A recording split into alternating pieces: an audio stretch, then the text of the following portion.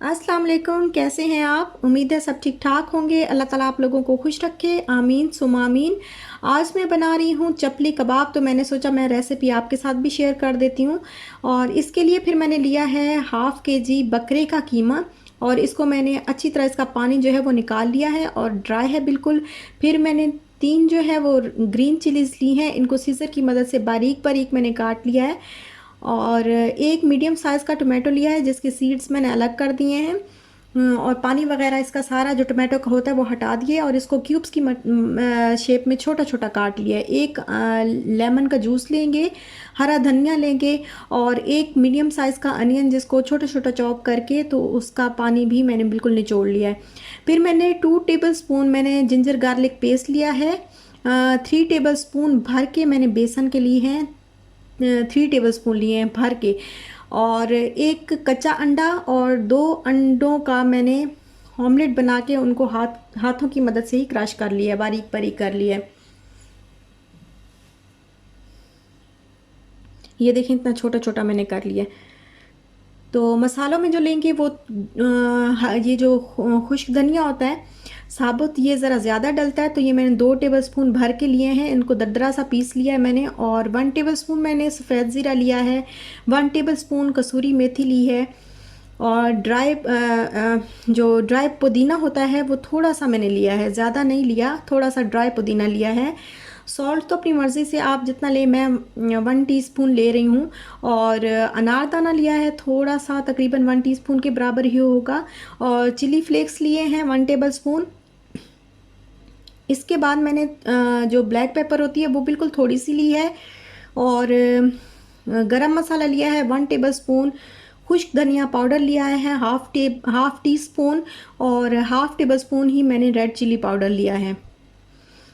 अब ये जो सारे मसाले हैं और सारे जो मैंने चीज़ें जो मैंने बताई हैं वो सारी कीमे के अंदर ऐड कर देंगे।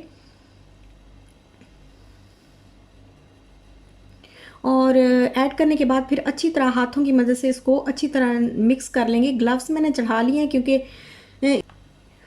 क्योंकि इसके अंदर फिर चिली फ्लेक्स भी हैं और साथ में ग्रीन चिली भी है, तो फिर वो हाथों पे लग जाती है तो बहुत ज़्यादा जलन का जो है वो बायस बन जाती है। कच्चा अंडा भी डाल रही है और सारी चीज़ें डाल के इसको अच्छी तरह मिक्स कर लेंगे।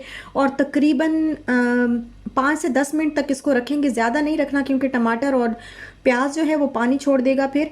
तो 5 से 10 मिनट इसको रखेंगे ताकि सारे मसाले जो हों आपस में एक दूसरे के मतलब यकजान हो जाएं।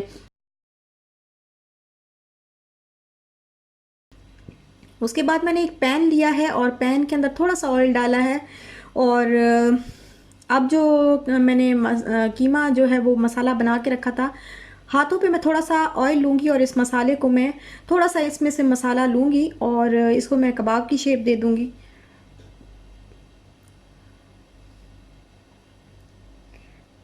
ये देखें इस तरह पे इसको मैंने कबाब की शेप दी, और इसको प्रेस करना है अच्छी तरह, ज़्यादा मोटा नहीं होना चाहिए क्योंकि फिर कीमा जो है वो अंदर से नहीं गलता, वो कच्चा रह जाता है। बस ये पतले पतले से होते हैं। आप चाहें तो इसको राउंड शेप दे दें, वैसे ज़्यादातर तो राउंड ही होते हैं, लेकिन कुछ लोग जो है किसी किसी रेस्टोरेंट में मैंने ऐसे देखा है कि वो हाथ की तरह जो है हाथ जितनी लंबाई की शेप दे देते हैं। तो आपकी मर्ज़ी है, आप जिस शेप में भी बनाएं। और ये देखें ये इतना पतला मैंने इसको बनाया है कबाब को, और ये अब रेडी है और इसको मैं फ्राई कर लूँगी।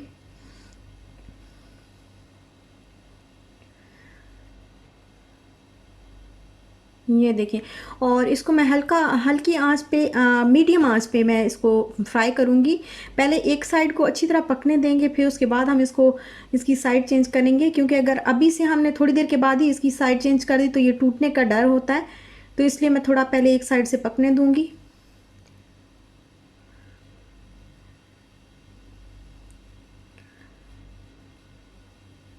और फिर इसको ना हल्की आंच पे ही, मतलब मीडियम आंच पे ही इसको पकाना है।